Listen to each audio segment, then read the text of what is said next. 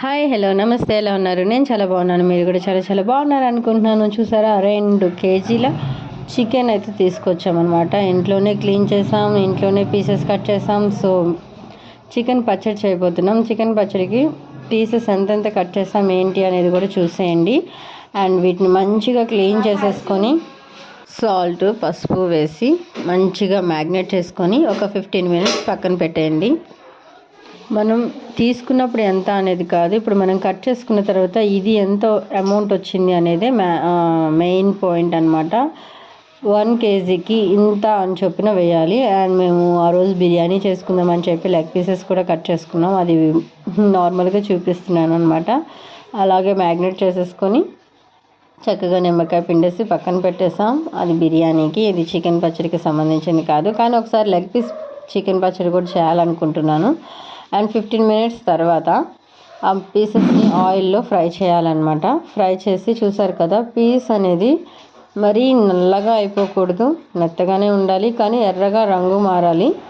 So ఆ time వరకు మనం చికెన్ పీసెస్ని ఫ్రై చేసుకోవాలన్నమాట. ఇలా 1 బై 1 కొంచెం కొంచెం అమౌంట్ తీసుకొని మొత్తం ఫ్రై చేసుకొని ఒక పక్కన పెట్టుకోవాలి. సో అదే ఆయిల్లో మనం అల్లం వెల్లుల్లి పేస్ట్, ఫ్రెష్గా దంచిన అల్లం వెల్లుల్లి పేస్ట్ వేసుకొని అది పచ్చి స్మెల్ పోయేంత వరకు వేపాలి. ఆ తర్వాత దాంట్లోనే కారం వేసుకోవాలన్నమాట. కారం ఏంటంటే కేజీకి ఒక 3 స్పూన్లు చొప్పున, పెద్ద స్పూన్తో 3 స్పూన్లు చొప్పున వేసుకోవాలి. సాల్ట్ కూడా 2 స్పూన్లు వేసుకోవాలి.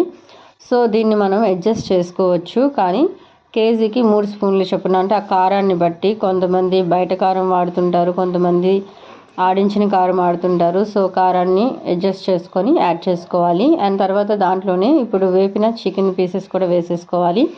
అండ్ ఆ తర్వాత ఆవపిండి అలాగే మెంతి పిండి కూడా వేసుకోవాలన్నమాట. కేజీకి 1 స్పూన్ చొప్పున మెంతి పిండి, 1 స్పూను ఆవపిండి, 2 స్పూన్ల చొప్పున వేసుకోవాలి కేజీ లెక్క అయితే.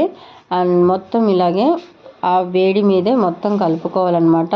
ఇలా అయిన తర్వాత కొంచెం సేపు ఆ నూనెలోనే వేగనివ్వండి. వేగిన తర్వాత బయటకు తీసేయండి. బయటకు తీసి చల్లారిన తర్వాత కేజీకి 4 నిమ్మకాయలు చొప్పున రసాన్ని మనం యాడ్ చేయాలి. అండ్ మన పచ్చడి అయితే రెడీ. మీరు కూడా ట్రై చేసి మీకు ఎలా వచ్చిందో నాకు కామెంట్ సెక్షన్లో కామెంట్ చేయండి. అండ్ మన ఛానల్ అయితే సబ్స్క్రైబ్ అయిపోండి. Thank you.